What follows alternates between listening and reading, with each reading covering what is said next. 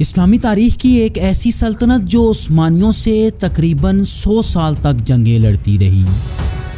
वो सल्तनत जिसके दौर में ईरान कट्टर सुन्नी इलाके से शिया इलाके में तब्दील हो गया, और वही सल्तनत जिसके शहंशाह उस्मानी सलातीन के साथ साथ मुग़ल बादशाहों को भी आंखें दिखाते नज़र आते हैं।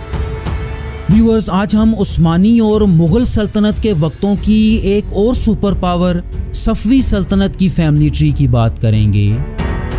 सफ़वी सल्तनत के आबाओ अजदाद कौन थे और ये लोग उस्मानी तुर्कों से कैसे मुख्तलिफ थे? उस्मानी सलातीन और सफ़वी शहंशाहों के दरमियान कभी इतने अच्छे ताल्लुकात क्यों ना कायम हो सके, और किस सफ़वी शहंशाह ने इमाम मेहदी होने का दावा किया था? व्यूअर्स, मैं हूं एहतशाम अरशद और आप देख रहे हैं द इंफोटेनमेंट चैनल। सफ़वी सल्तनत की बुनियाद सन 1501 में शाह इस्माइल सफ़वी ने रखी। कुछ तारीखदान इन्हें कुर्द और कुछ अहले बैत यानी हज़रत अली रज़ी अल्लाह ताला अन्हो की नस्ल से होने का दावा करते हैं। चुनाचे सफ़वी ख़ानदान के आबाओ अजदाद को समझने के लिए हमें इस ख़ानदान के जद्द अमजद फ़िरोज़ शाह ज़रीन कुल्ला पे जाना पड़ेगा। दिलचस्प बात यह है कि सफ़वी दौर से पहले की किताबों में आता है कि ये संजर के एक कुर्द ख़ानदान से ताल्लुक़ रखते थे, लेकिन सफ़वी हुकूमत के क़याम के बाद सफ़वी तारीखदानों ने इनकी नस्ल को अहले बैत के 7वें इमाम मूसा अल काज़िम से जोड़ दिया। ताहम मुस्तनद सोर्सेज और हमारी रिसर्च के मुताबिक इनका ताल्लुक़ कुर्दिस्तान से था। फ़िरोज़ से चंद नस्लें आगे सफ़ीउद्दीन अर्दबली आते हैं, जो 12वीं सदी ईस्वी के एक मशहूर शायर और एक सूफ़ी बुजुर्ग थे। इनके बारे में आता है कि इन्होंने अपने सफ़विया सूफ़ी सिलसिले की बुनियाद रखी और इन्हीं के नाम से इस सल्तनत को सफ़वी सल्तनत का नाम दिया गया। इनके बाद इनकी नस्ल से सफ़वी सिलसिले के कई बुजुर्ग आए, जिनमें सबसे अहम 15वीं सदी ईस्वी के शेख हैदर थे, जिनके दौर में ये सूफ़ी सिलसिला दीन से एक सियासी तहरीक में तब्दील हो चुका था। उसकी वजह यह थी कि शेख हैदर ने किज़लबाश की बुनियाद रखी, जो तुर्क जंगजुओं की एक फाइटर या मलिशिया फोर्स थी। किज़लबाश जंगजुओं को उस वक्त की सुपर पावर उस्मानी सल्तनत के मरकज़ अनातोलिया से ईरान लाया जाता था। शेख हैदर की क़ियादत में इन जंगजुओं का मकसद पूरे ईरान को इकट्ठा करके यहाँ एक सल्तनत कायम करना था। आप खुद तो अपनी पूरी ज़िंदगी ये काम ना कर सके, अलबत्ता उनका बेटा शाह इस्माइल सफ़वी उनका ये ख्वाब पूरा करने में कामयाब रहा। शाह इस्माइल ने किज़लबाश की मदद से ईरान का ज़्यादातर इलाका फ़तह कर लिया और यहाँ अपनी सफ़वी सल्तनत की बुनियाद रख दी। हुकूमत संभालने के बाद उन्होंने शिया मकतब फ़िक्र की 12 इमामी शाख को ईरान का ऑफिशियल मज़हब करार दे दिया और अपने आप को हज़रत अली रज़ी अल्लाह ताला अन्हो की नस्ल से 12वां इमाम और मेहदी होने का दावा कर दिया।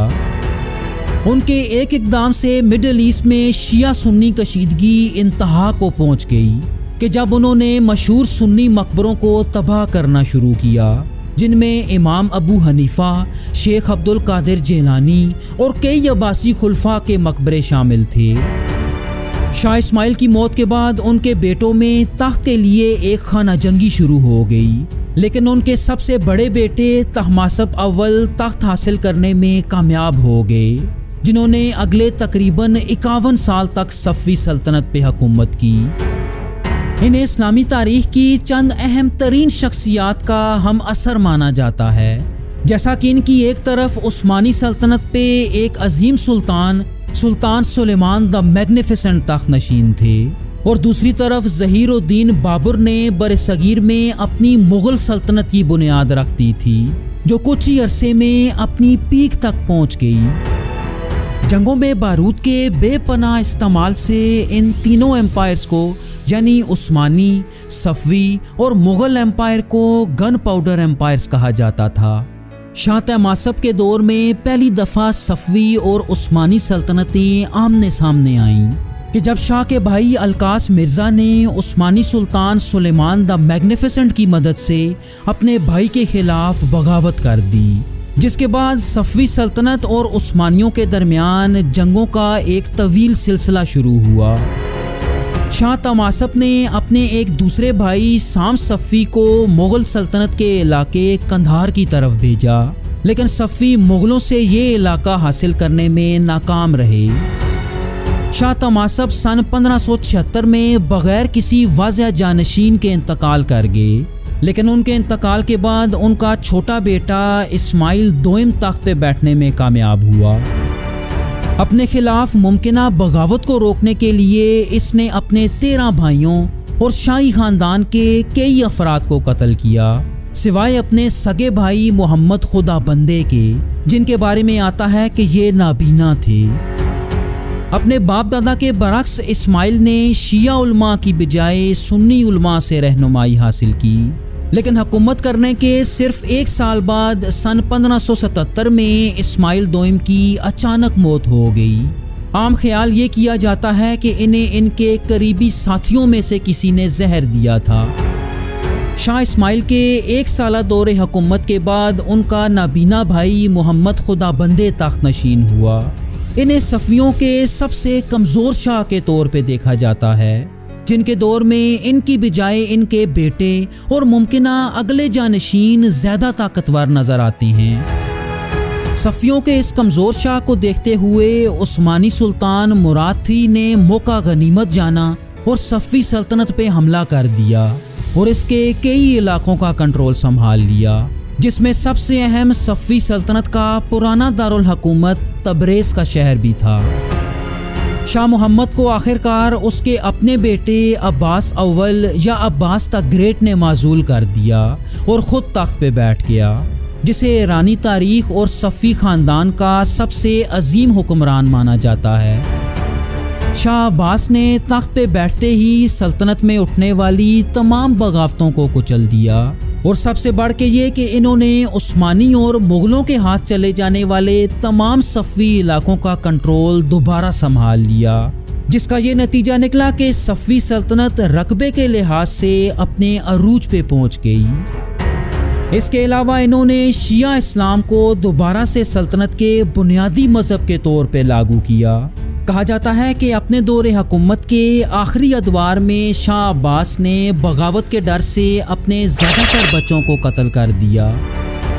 42 साला तवील दौरे हुकूमत के बाद उनका एक पोता सफ़ी अव्वल सल्तनत का छठा शाह बनने में कामयाब हुआ, लेकिन पड़ोस की उस्मानी और मुग़ल सल्तनत के हुक्मरानों के बरक्स ये एक नाअहल हुक्मरान साबित हुआ। इन वक्तों में उस्मानी सल्तनत पे सुल्तान मुराद IV और मुग़ल एम्पायर पे बादशाह शाहजहां की हुकूमत थी। सल्तनत उस्मानिया के खिलाफ जारी जंग, जो शाह अब्बास के दौर में बहुत सी कामयाबियों से शुरू हुई, शाह सफ़ी के दौर में सफ़ियों की शिकस्त के साथ ख़त्म हुई, जिसके नतीजे में उस्मानियों से फतह किए गए कई इलाके दोबारा उस्मानियों के हाथ चले गए। कहा जाता है कि उन्होंने तख्त के तमाम उम्मीदवारों बाशमूल अपने बेटों और यहाँ तक के सफ़वी शहजादियों को भी कत्ल कर दिया। सफ़ी की मौत बहुत ज़्यादा शराब पीने से हुई। इनके दौर के इख्तिताम पे सफ़ियों के कई इलाकों पे उस्मानी हुकूमत कर रहे थे। इनके बाद इनका 9 साला बेटा अब्बास दोइम तख्त नशीन हुआ, जो अपने बाप के कत्लेआम से बच निकला था। इनका दौरे हुकूमत सफ़वी सल्तनत के लिए अमन और तरक्की का दौर समझा जाता है। इन्होंने किसी भी महाज पे उस्मानियों के साथ जंग न करने का फैसला किया, ताहम इनकी तवज्जो दूसरी तरफ मुग़ल सल्तनत की तरफ थी, जिस पे उस वक्त सुल्तान उल हिंद औरंगज़ेब आलमगीर हुकूमत कर रहे थे। चुनाचे इन्होंने मुग़ल सल्तनत पे हमला करते हुए कंधार के इलाके पे कब्जा कर लिया, जिसे सफ़वी हुक्मरान अपना इलाका समझते थे। अगरचे ये फ़ौजी तौर पे काफ़ी कामयाबियां समेट रहे थे, लेकिन इनके दौर से सफ़ियों का माली ज़वाल भी शुरू हो चुका था, जिसे सफ़वी सल्तनत के ख़ात्मे की सबसे बड़ी वजह समझी जाती है। शाह अब्बास दोइम को सफ़वी ख़ानदान का आखिरी मजबूत शहंशाह माना जाता है।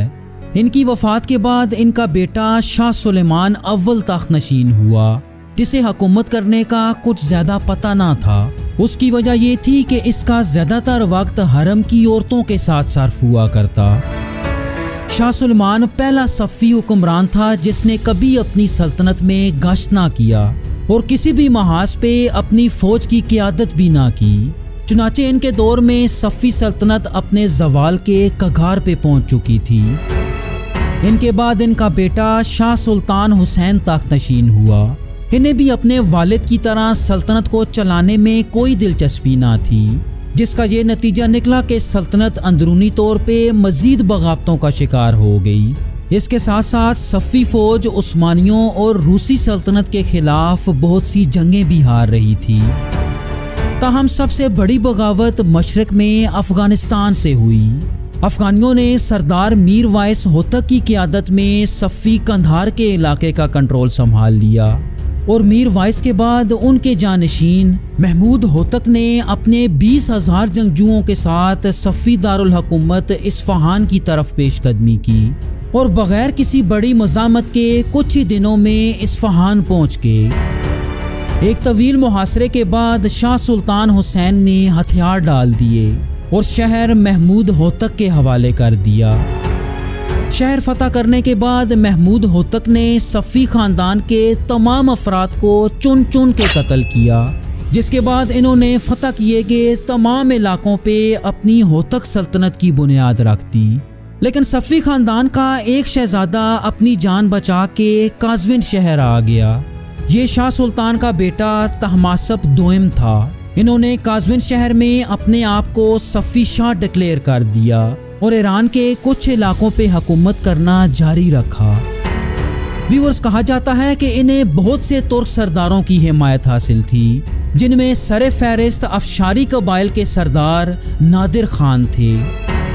चुनाचे तहमासप दोइम ने नादिर खान के साथ मिलके इस्फ़हान से होतक ख़ानदान की हुकूमत का खात्मा कर दिया, जिसका ये नतीजा निकला कि नादिर खान इंतहाई ताकतवर लीडर बन के सामने आया और कुछ ही अरसे में नादिर खान ने तहमासप दोइम को माजूल कर दिया और उनके एक शीरख्वार बेटे अब्बास III को तख्त पे बिठा दिया और ख़ुद सल्तनत के डेप्यूटी या वॉइस राय बन के सामने आए। मतलब सफ़ी सल्तनत के तमाम फैसलों का कंट्रोल अब नादिर खान के हाथ जा चुका था। चुनाचे मार्च सन 1736 में नादिर खान ने अब्बास III को भी माजूल कर दिया। उन्होंने अपने लिए शाह का लक़ब इख्तियार किया और ईरान के नए हुक्मरान बन के सामने आए, जिन्हें तारीख आज नादिर शाह के नाम से जानती है। और व्यूअर्स, इस पॉइंट पे ईरान से सफ़ी सल्तनत का मुकम्मल खात्मा हुआ और नादिर शाह की अफशारी सल्तनत का आगाज़ हुआ। शाह अब्बास III को खुरासान के एक जेल में अपने वालिद के पास भेज दिया गया, जहां ये दोनों अपनी मौत तक कैद रहे।